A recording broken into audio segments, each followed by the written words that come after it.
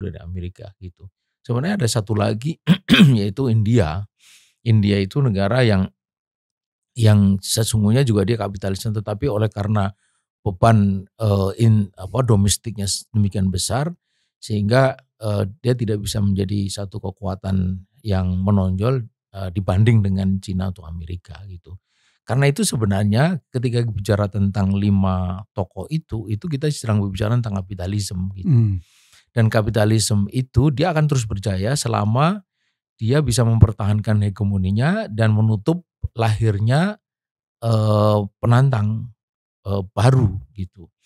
Dan siapa penantang baru mereka semua tahu, tidak ada lain adalah Islam gitu. Nah, pertanyaan terakhir, kenapa kira-kira tidak muncul ya Islam ini dalam pandangan SBY, padahal itu ada dari negeri Islam yang Indonesia. Kira-kira kenapa ideologi Islam ini tidak muncul sebagai faktor penentu ke depan?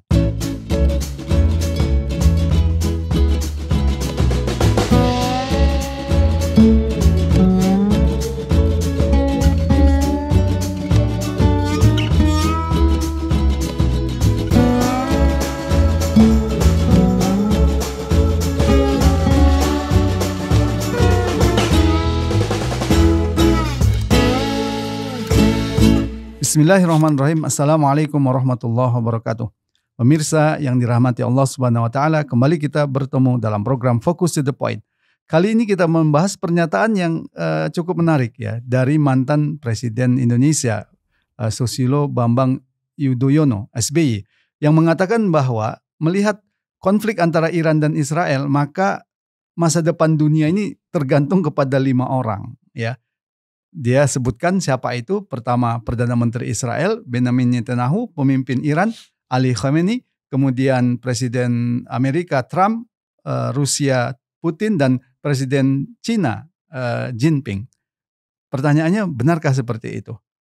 Untuk itu kita akan membahasnya dengan Ustadz Ismail Yusanto. Assalamualaikum Ustadz. Waalaikumsalam. Ustadz setuju nih dengan pernyataan SBY yang mengatakan dunia ke depan itu ditentukan oleh 5 orang ini. Iya.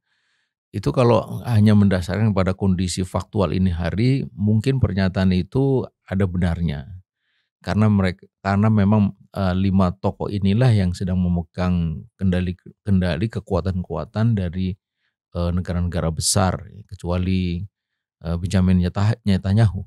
Tetapi kita tahu bahwa politik itu sangat dinamis. Jangan lagi kita bicara tentang masa depan itu dalam arti setahun, 2 tahun, atau 5-10 tahun yang akan datang.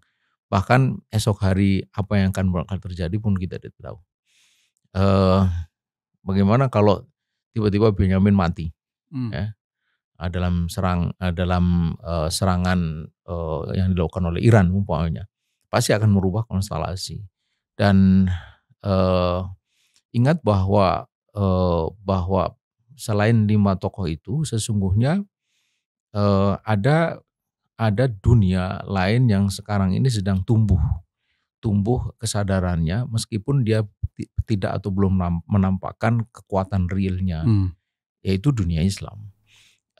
Dunia Islam itu dunia yang dia memang tidak kita sebut sebagai dormant ya, tetapi dia itu sedang bergerak secara dinamis. Setelah kemunduran yang luar biasa lebih dari 1 abad, mereka sampai pada satu titik di mana kesadaran komunal itu makin memuncak, terlebih setelah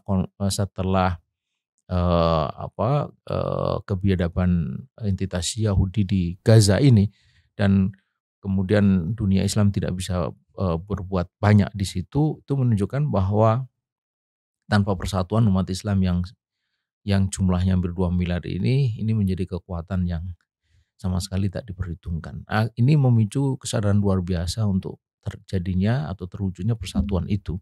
Dan saya kira justru inilah yang harus diperhitungkan ke depan, bahwa ini akan menjadi kekuatan penentu. Sebegitu pentingnya masa depan kekuatan dunia Islam inilah, maka pemimpin-pemimpin yang tadi disebut justru memperhatikan soal ini. Gitu. Makanya sebenarnya agak aneh ketika SBY menyebut 5 itu, tapi melupakan yang ini. Lawang yang 5 itu memperhatikan ini. Iya. Gitu. Yang selama ini muncul perdebatan kan begini, Ustadz. Apakah individu itu menjadi faktor dominan. Yeah. Kita tahu bahwa individu itu kan bekerja dalam kerangka struktural, ada ideologi di sana. Siapapun presiden Amerika misalkan, dia pasti tidak lepas dari kepentingan ideologi kapitalisme. Betul. Artinya kalau kita bicara tentang perubahan dunia, faktor mana yang sebenarnya dominan? Apakah faktor individu atau faktor ideologi itu? Ya, jelas bahwa mereka itu representasi nyata kepemimpinan ideologi itu. Ini hari the ruling power itu adalah kapitalisme yang representasi faktualnya itu ada pada wajah Amerika, ya, kapitalisme corporate atau kapitalisme korporasi, corporate capitalism, dan Jinping pada state capitalism atau kapitalisme negara. Ini dua wajah yang sangat representatif. Israel itu sebenarnya hanya ketiaknya Amerika saja kan gitu. Kemudian Rusia itu in between. Karena itu kadang dia dekat dengan Cina meskipun juga dia tidak pernah jauh dari Amerika gitu. Sebenarnya ada satu lagi yaitu India.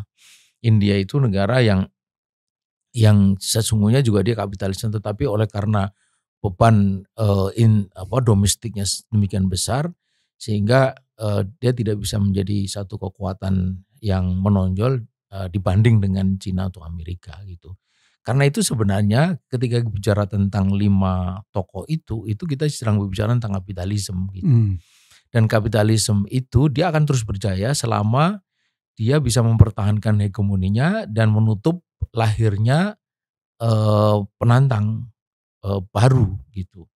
Dan siapa penantang baru? Mereka semua tahu tidak ada lain adalah Islam. Gitu. Nah, pertanyaan terakhir, kenapa kira-kira tidak muncul ya Islam ini dalam pandangan SBY? Padahal itu ada dari negeri Islam yang Indonesia. Kira-kira kenapa ideologi Islam ini tidak muncul sebagai faktor penentu ke depan? Ya, ada dua. Ada mungkin karena pengetahuannya tidak sampai ke sana, dan yang kedua karena keinginannya tidak sampai ke sana. Jika keinginannya sampai ke sana, saya kira bacaan akan sampai ke sana gitu. Kita ini keinginan mendahului pengetahuan. Maka pengetahuan itu ditopang oleh keinginan. Keinginan dalam arti aspirasi, dalam arti bahwa memang seorang muslim itu mestinya mempunyai cita-cita tegaknya kembali izul Islam wal muslimin. Nah, kemudian bacaan kita sampai ke sana, dan itu bukan penilaian subjektif, tapi betul-betul penilaian objektif. Oleh karena di saat yang sama mereka-mereka yang notabene non muslim juga mengatakan hal serupa gitu. Bahkan menjadikan Islam itu sebagai musuh bersama. Musuh bersama. Kalau tidak begitu maka Bush tidak akan pernah ngomong sekian banyaknya tentang khilafah. Tony Blair tidak begitu. Putin bahkan juga mengatakan. Rusia juga itu sama. Gitu. Ya, kemudian India kenapa begitu kerasnya memerangi apa yang mereka katakan sebagai terorisme, radikalisme, itu karena tahu bahwa ini potensi sangat besar. Cina di Xinjiang. Ya. Di Xinjiang. Kemudian India tahu, apalagi di sebelahnya ada Pakistan, gitu, ada Afghanistan. Jadi mereka yang mengerti betul geopolitik dalam arti faktual maupun proyeksi, pasti tidak akan pernah menyertakan, tidak akan pernah lupa menyertakan potensi dunia Islam. Ya, terima kasih Ustaz Ismail. Pemirsa, demikian tadi diskusi kita. Intinya menurut Ustaz Ismail, orang itu memang penting, tapi yang sangat menentukan itu adalah kerangka sistem di mana orang itu bergerak, yaitu ideologi. Nah, untuk itulah dunia sangat berharap sebenarnya kepada ideologi Islam untuk menandingi kapitalisme. Semoga bermanfaat. Assalamualaikum warahmatullahi wabarakatuh. Waalaikumsalam warahmatullahi wabarakatuh.